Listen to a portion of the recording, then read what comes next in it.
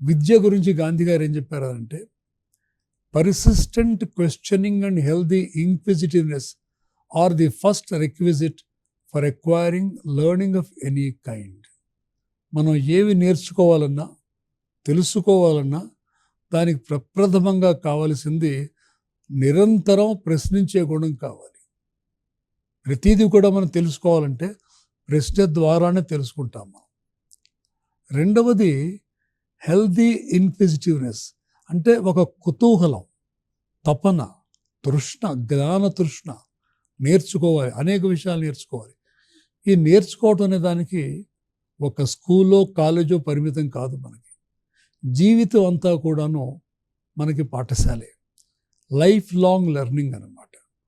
తర్వాత నేర్చుకోవటానికి ఒక కాలేజీ కానీ ఒక లైబ్రరీ మాత్రమే కాకుండా జీవితంలో అనుక్షణం ప్రతి చోట కూడా ప్రతి సంఘటన కూడా మనకి అనేక విషయాలు నేర్పిస్తుంది.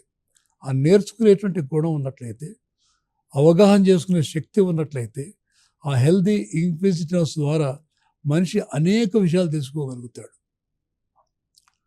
తర్వాత ఇంక్విజిటివ్నెస్ అనేటువంటిది it should be tempered by humility and respectful regard for the teacher. ఇది ఎంత అద్భుతంగా గాంధీ గారు చెప్పారో చూడండి.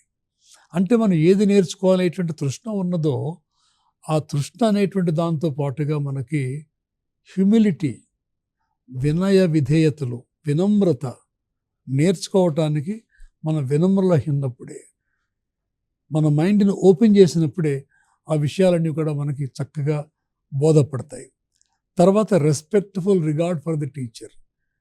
ఏ టీచర్ నుంచి, ఏ ఉపాధ్యాయుడి నుంచి, ఏ వ్యక్తి నుంచి మన విషయాలు తెలుసుకుంటున్నామో ఆ వ్యక్తి మీద మనకు అపారమైన గౌరవం ఉండాలి. టీచర్ మీద గౌరవం లేకపోతే అతను చెప్పేటువంటి అంశాల మీద మనకు పెద్ద ఆసక్తి ఉండదు.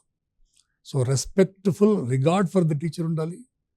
Inquisitiveness tempered by humility.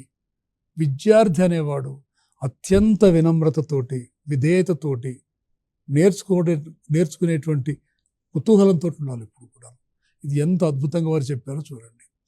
There can be no knowledge without humility and the will to learn అన్నారు గాంధీ గారు. అంటే మనం ఏ నాలెడ్జ్ని, ఏ విషయ పరిజ్ఞానాన్ని సముపార్జించాలనుకుంటున్నామో దానికి వినమ్రత లేకుండా, లేకపోతే నేర్చుకునేటువంటి ఒక పట్టుదల లేకపోయినట్టయితే ఈ లెర్నింగ్ అనేటువంటిది సాధ్యం కాదు. ఇది చాలా స్పష్టంగా గాంధీ గారు చెప్పారు.